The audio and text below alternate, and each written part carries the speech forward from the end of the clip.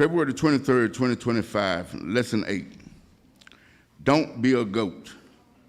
Our background passage in Matthew, the 25th chapter, and our printed passage in Matthew, the 25th chapter, verses 31 through 46. Now, when I first looked at this lesson, the first thing I saw, don't be a goat.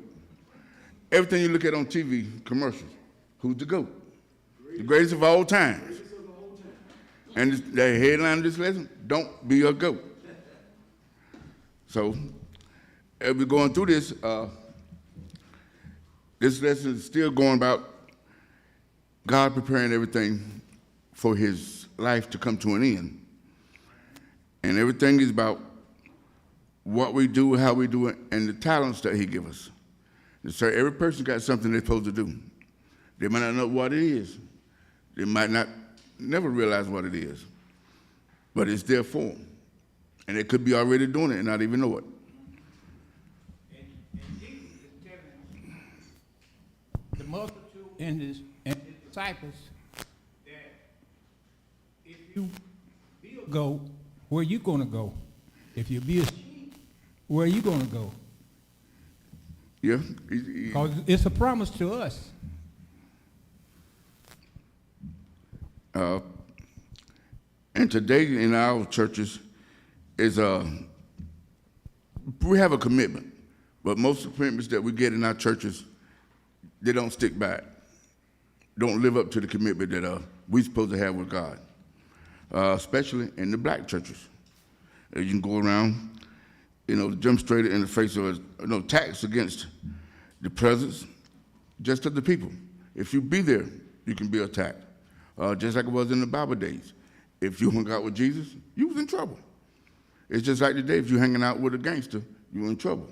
But if you back then, you were hanging out with somebody good, it wasn't the right thing to do. So everything that they caught Jesus doing, they tried to put everybody with him in it. And the alternative was that you could die. Just by being good to somebody else. That's the way it is today. Yeah, it is. We have, our first outline is the Son of Man's glorious return. But before that, we had 30 verses that was not printed. I'm not going to read all 30 of them, Kenna. Don't look at me like that. But, in those verses, it's like, I go to this one, the 27th verse. Thou oughtest therefore have put my money to the exchangers, and then at my coming I shall receive mine own with usury. And you break that down, it's just like you're going to the bank. You put your money in there with everybody else's money in the bank, you want interest. And he said if they put their money in there, sooner or later he wants to go back, he wants to get more. He wants something added to it. Now if I give Kenneth $1,000, Kenneth ain't going to add no $2,000 of interest to it. He might not even give him back the $1,000 I gave him. But that's what we do as business. Most people, you put in something, you want something back out of it. And it's the same thing as we go through life. If you don't put nothing into it, you're not going to get anything out of it. You be sitting around, walking around with your lips poked out like the world owe you everything. The world don't owe you nothing. God don't owe you nothing. Everything that's on this earth, we owe God for. Everything, clothes everywhere, the houses, the cars, it's a loan. Just like the bank give you a loan. Church got a loan to do this construction. We pay it back with interest. God give us stuff, all he want is our praise. Not say anything about interest. Just be grateful. That was like when he gave the men the talents. Some used it, and one buried his. He didn't get no interest. He gave them. He gave that what he didn't use. He gave it to them. Yeah. Anytime you build up blessings, if you get blessings, you're supposed to share them. If you don't, they'll sit there, and after a while, they'll just go away. It's just like a building. Iron is the strongest thing there is. But you leave it out in the rain and the weather, after a while, it's going to rust. It won't be any good. So whatever you get, if you don't use it, it's going to go to waste. Any comments? And anybody who does construction work and stuff like that, even restaurant, you sit in a grocery store, if you got food, it's got dates on them. Before that date comes, that store got to throw that food out, even if it's not at that date.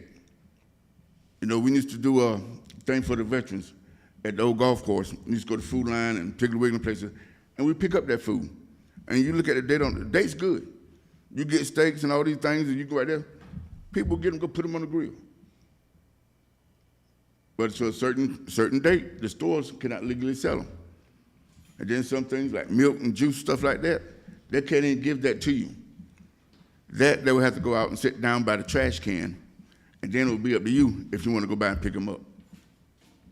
And I drank a lot of juice, because the date's just good on them. They won't sour, they won't pass date or nothing. We just give it out to the veterans or anybody that was needed. It was there. Same thing at McDonald's somewhere. There'd be so much food thrown away. Jimmy Mama, my mama used to work at Russell Restaurant. When I was a little boy, I was a fat little boy. Y'all know how big I was when I was daddy. Hey, I lost a lot of weight now, but all that time, desserts and cakes and stuff in the restaurants, they cannot keep that stuff over. So instead of going to waste, I was the whole pen. Hey, bring it home, and I had me a good time. That's why I'm a diabetic now. You know you opened the door. See, that started yesterday. You know you opened the door. Hey, it started yesterday and carried right on. And it's the family members doing it.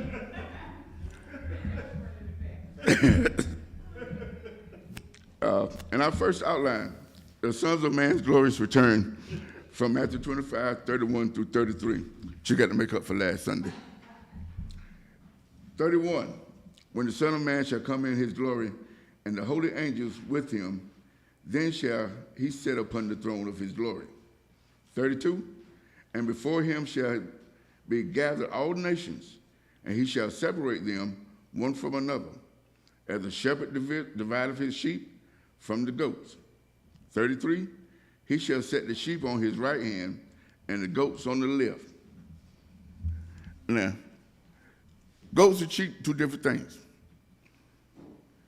You know, sheep, mild manner, easy going. You get a goat there, gonna be just stubborn and hard-headed, just like people. Can't get along, that's why you see them just like goats. When the goats get mad, they go to button heads. People do the same thing. They just argue, they don't sit there and butt heads. Some of them might, but that's just the way life is. But you separate those. And that's what they're doing now, getting ready to separate ones who's gonna be the good ones and the ones that are not. And a sheep,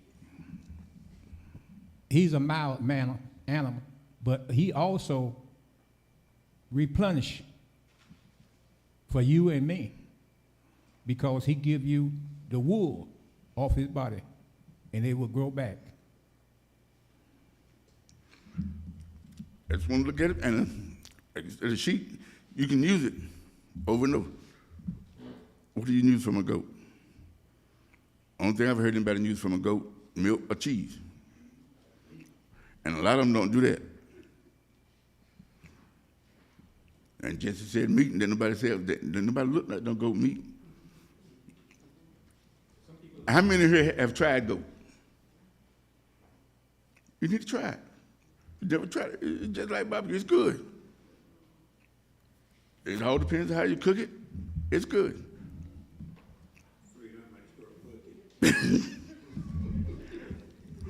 You know, it's just like some people.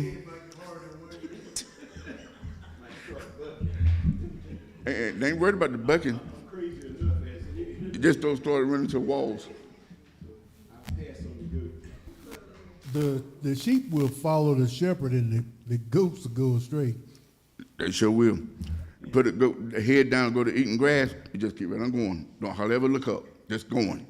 And see, the thing about it, sheep and goat are together in the same pasture, but at nighttime, at different times, the shepherd has to separate them. Yeah. It's the same as in our lessons over there. Because even when you got a herd like that, the goats, The wild animals don't mess with the goats as bad as they do the sheep. Because the sheep will sit right there and be just as quiet as anything. Yeah. And that's where some people are. Any other comments? The second outline, the righteous are rewarded. You know, as Jesus' assignment begins, those things he chose, the sheep, he invites them to inherit the kingdom prepared by him. Those are the timid ones, the quiet ones. Now, the goats, they're on the other side. They want to start a lot of trouble, go their own way, do their own thing. But this is all, he's trying to get them all separated and prepared for when he leaves here. And the same thing with us. The Bible, every day, they say, well, we have to keep doing the same thing over and over. Repetition, because it's the only way it'll stay in your mind. It's the only way some people will learn things. And if you don't keep doing it after a while, you'll forget it. Forget where it comes from or what was even said. But see, Jesus is trying to get everything, the good people, the right ones, he's trying to separate them all before they go to heaven or hell.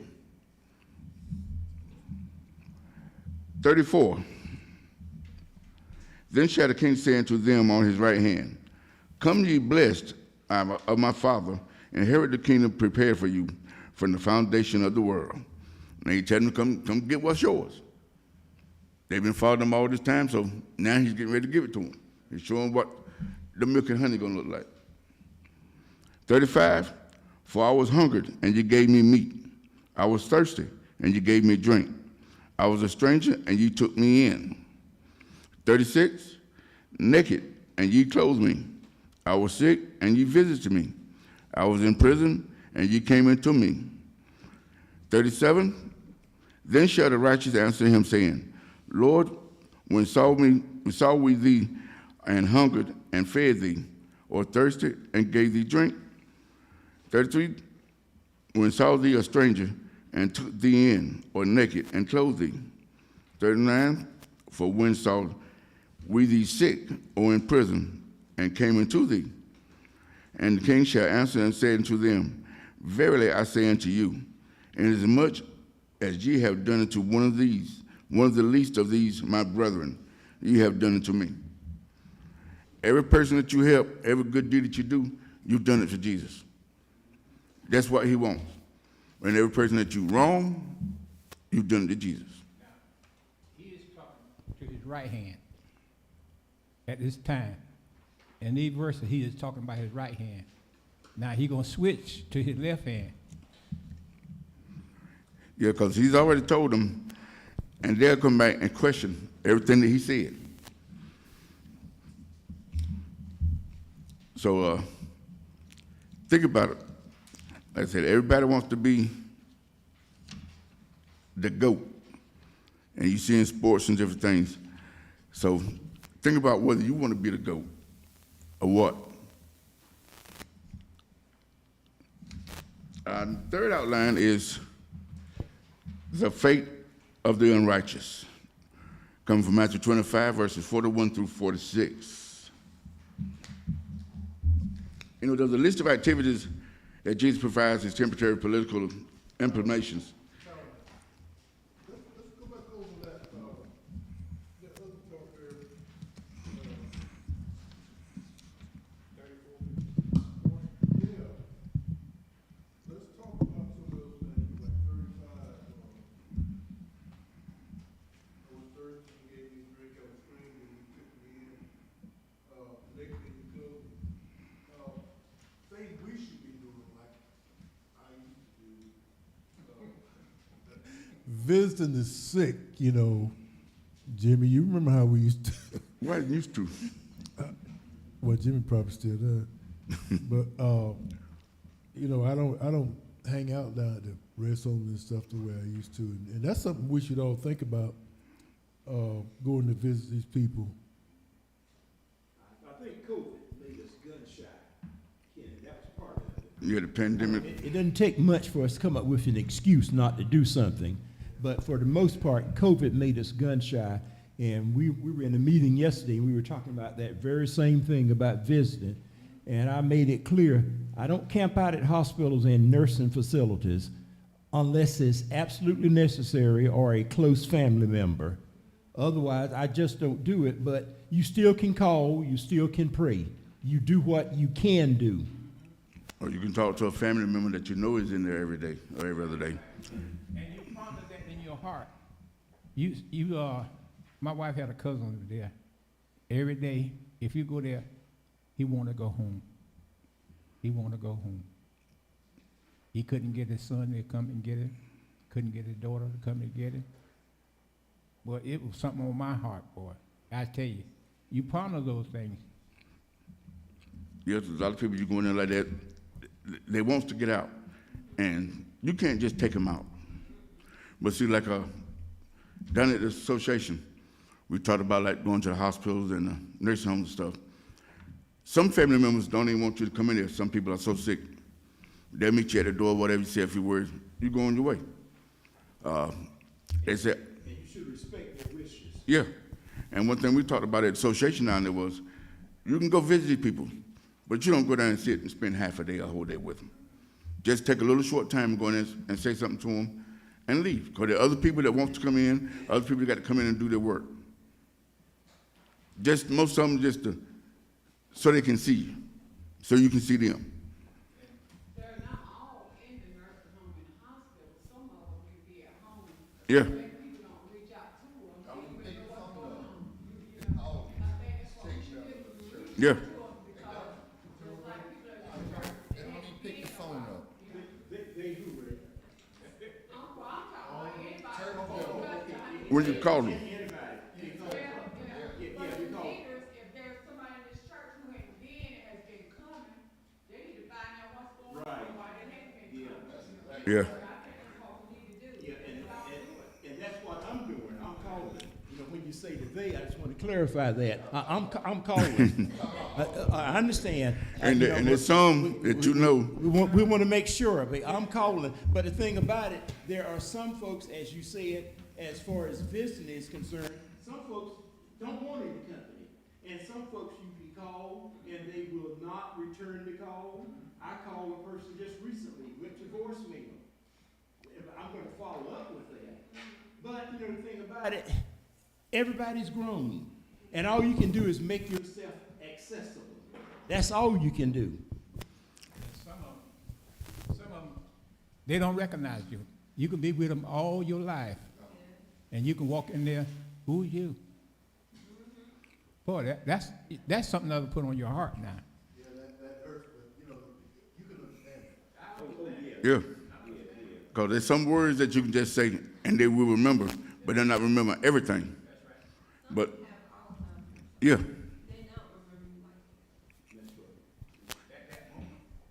Yeah. But there's some, like Jimmy said, members of this church that have been sick and stuff, and some of them been on the sick list. They don't want you to come bringing them a check or nothing. Don't want you to come to their house. You know, you don't. Because there's certain people, so many people, they tell that they don't want nobody from the church or whatever. They don't want them to come. You don't come. But they know that you tried to get to bring something or say something to them. As long as you made the effort, that's what counts. You respect their wishes, and if they don't want company, well then there's such a thing as U.S. mail. So you mail, and we do have at least one member that we have to mail the gifts. Yeah. We have at least one member, because she's made it clear that she didn't want any company. So we mail.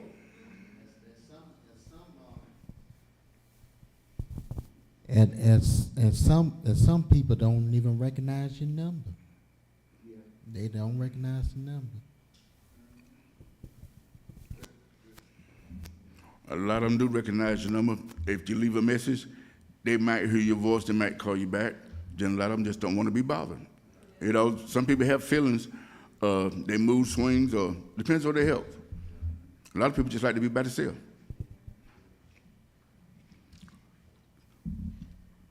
Mr. Allen? Another verse?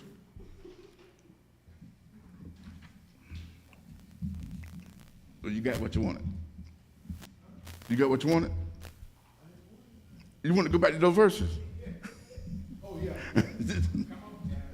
Okay, okay. Senior moment, catch up, catch up. Okay. Our third, any other comments, questions? All right, our third outline, the fate of the unrighteous. Matthew 25, verses 41 through 46. Now you just think about that title, the fate of the unrighteous. It don't say the joy, the fulfillment, the fate. And if you hear that word fate, that makes you think it's not going to be too good. Every time you see look at TV, a horror movie or something, you see the first ones that's going to get killed to start with, they're fate. And they always go the wrong way. They show you where they should go, but they go the wrong way. 41, then shall he say also to them, on the left hand, depart from me, ye cursed, into everlasting fire. Prepare for the devil and his angels. So you get up there and Jesus is going to tell you to go that way. You know, go away. You know, you're prepared for the devil. You're going with his angels. 42, for I was and hungered, and you gave me no meat. I was thirsty, and you gave me no drink. 43, I was a stranger, and you took me not in. Naked, and you clothed me not. Sick, and in prison, you visited me not. Now, like 42 and 43, it's just like we see people walking the street. You used to go in different parking lots, you had these little booths where you put clothes that you don't want in, that they would give out and give to people. But they took a lot of them down. You don't see as many as you used to. But there's plenty of people just anywhere around town you might see walking. A couple of weeks ago, my wife saw one, and I didn't. A female and a guy walking around at Family Dollar store. The girl had no shoes on her feet. And it was sort of cold, so I didn't see her. So I said, well, maybe she just glimpsed some sandals or flip-flops or something. A couple of days later, same girl walking down 117 outside the Goblin going towards Wallace. No shoes on her feet. And we stopped and asked her, but she walked all the time with yes, no shirt, a t-shirt, and just walked. yeah, come in one of the guys from Rose Hill PD. She was at the Scotchman since they sold a lot of stuff. Sold the Scotchman. She walking around the parking lot with no shoes on about 2 or 3 o'clock in the morning.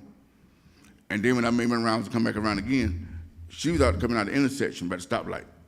Just walking and looking at you, just walking, no shoes on her feet. So I told the boy, I said, we need to go check her out.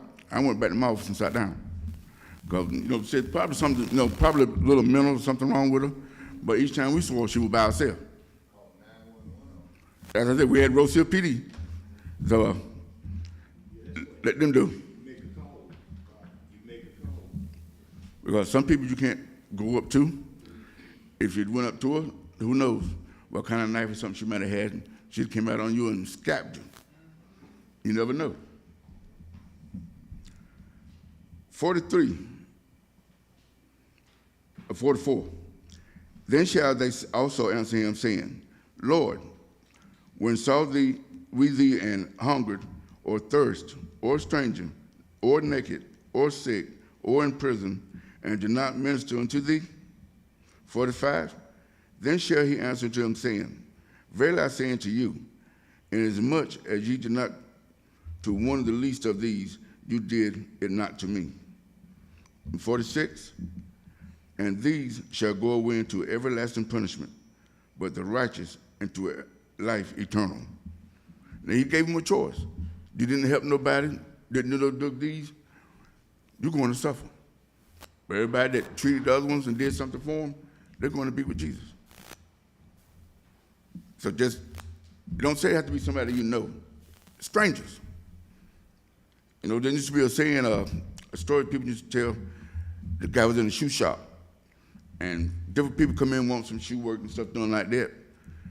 And a lot of them he helped, and some of them he didn't.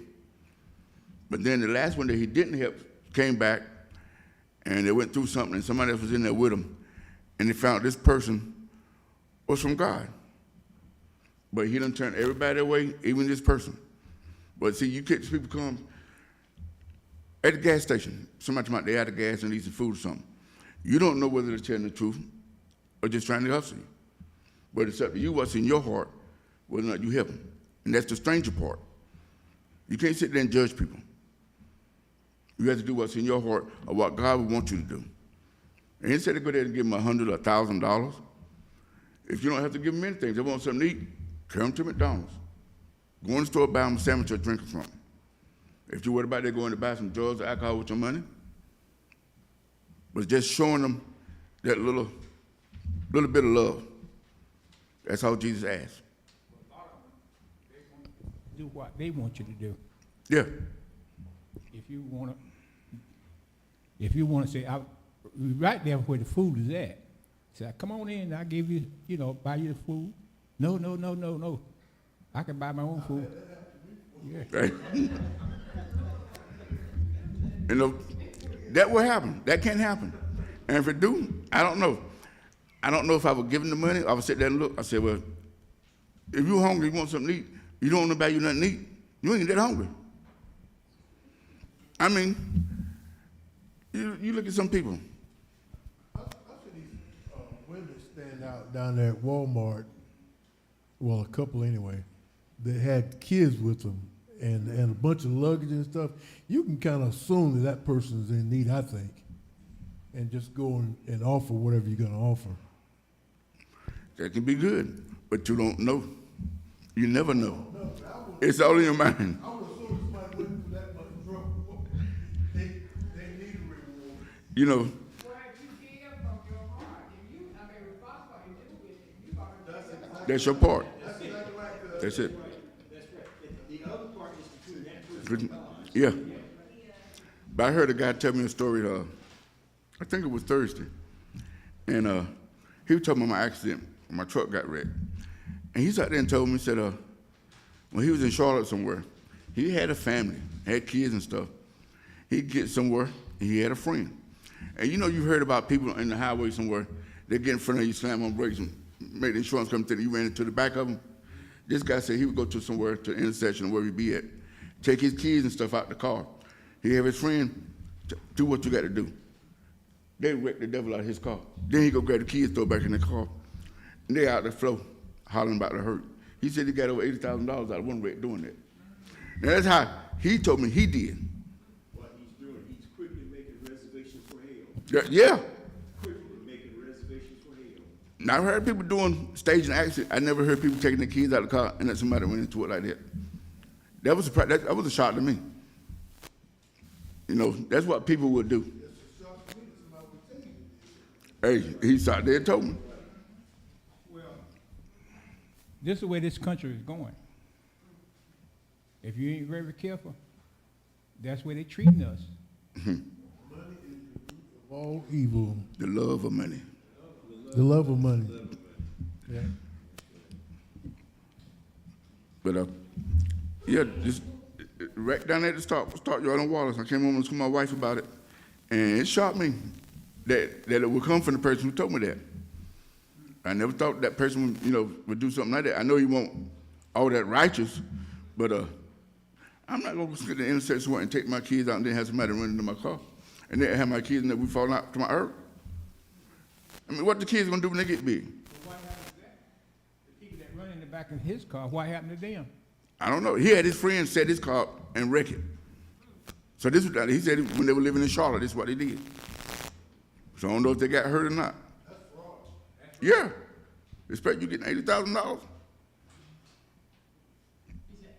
He said he got about $80,000 out of doing an accident like that. Don't think about it, Stephen. Don't think about it. No, he said 80,000. What he told me. 80,000. Now you imagine, I don't know what kind of car it was, and you get wrecked, the insurance for the car, and if you got kids and stuff, and you get hurt, hospital bills, who knows? But it won't be no little fender bender. He said, it will wreck it.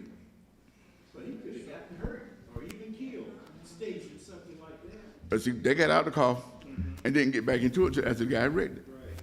But that's how slick some people can be. They got $80,000, didn't nobody get hurt. Yeah. But they pretended they were hurt. Any other comments or questions?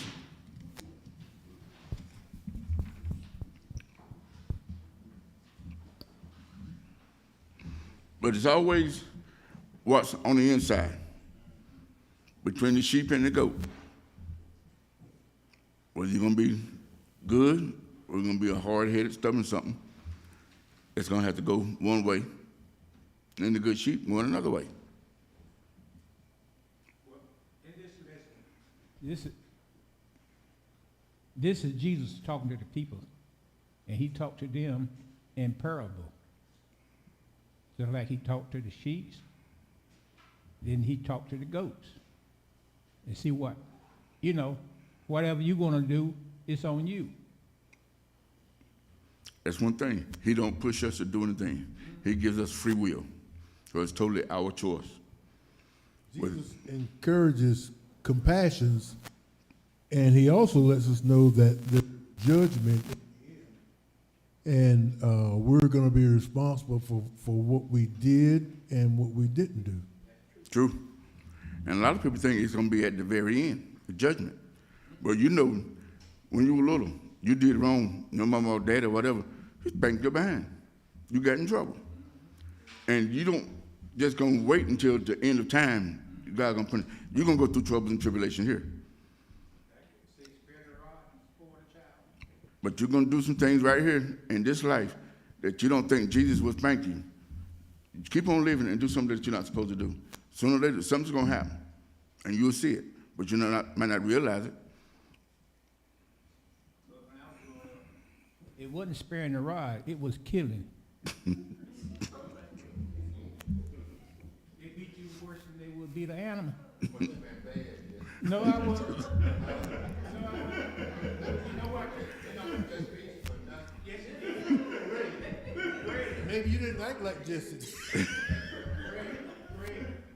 Beat him for nothing. He put fear in us. I tell you much. He didn't have to beat you once or twice, but he put fear in you, and you knew. You didn't want it no more. You didn't want no more. You know. When you say, "Daddy coming," he didn't call us by our name. He said, "Boy." So all four of us will come. See, my youngest brother, he didn't have to worry about it. He treated him like he was a special. Uh-oh. No. Your brother acted better than. Hey, he was the youngest kid. He saw what was going on with the rest My of youngest them. brother was his pet. That was his pet. That was his. He called him Rock. That was his rock.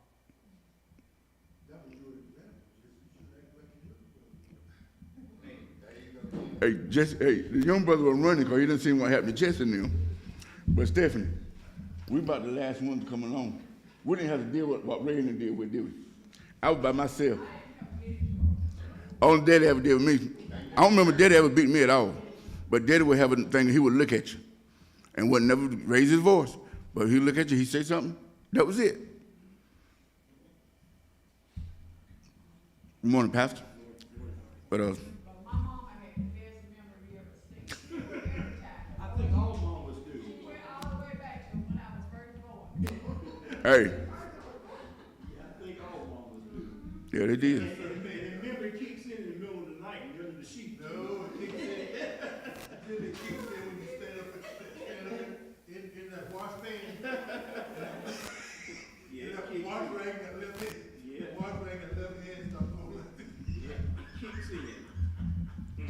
Yeah, cause, see, even y'all didn't have so far to go with Queen Cousin Sue and them right there. But see, me and where I grew up at, if I had to sneak uptown or something, Miss Ella, her Jardine, somebody on the other corner, before I could get out to the 117, here comes Sister Bud in the car. Somebody in the car and told her where I was going.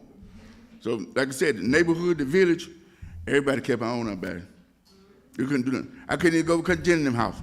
Play with Sam. Before I got back across the tracks, if we did something, it was already known. I was a good child, son. See, you were too old. You weren't even around me. You was the one running up down the road doing what you were doing. Who? I won't sneak up, just quiet. No, I couldn't. I had 2 or 3 aunts down the road and went on the other road. I just had to go up, climb up the trees and hide for a while so no one knew where I was. But it's everything that you do, no matter who it is, especially a young person helping an old person down the street somewhere. Everybody need their trash put outside the road. Need a yard rate. Most people that now, they go in there, grab a rate. They're gonna charge $25, $50 this old person rate the yard or something. We didn't never do that.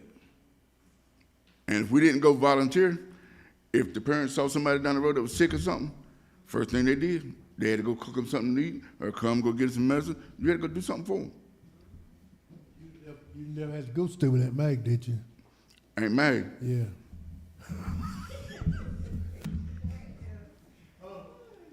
That's the first time I ever ate possum. And never do it again. Hey, tell you what I had to, what she tried to make me eat. Ain't. But yeah, Steph, you never stay with it, did you? You never stay with it, did you? That would make us go stay with her. I ain't never stayed with her. That big house, no, I wasn't gonna stay in that house. That house was too big. And nobody living upstairs neither. Mm-mm. Any other comments or questions? I know some of y'all probably too, you don't even know what we're talking about. You ain't never been through it. Ray.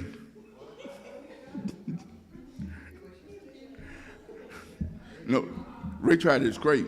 He went to the army. He tried to escape.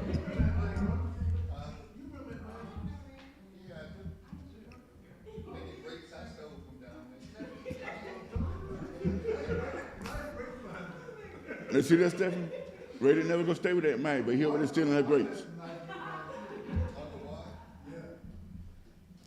Now, you stay down at the wash house all the time. Any other comments or questions?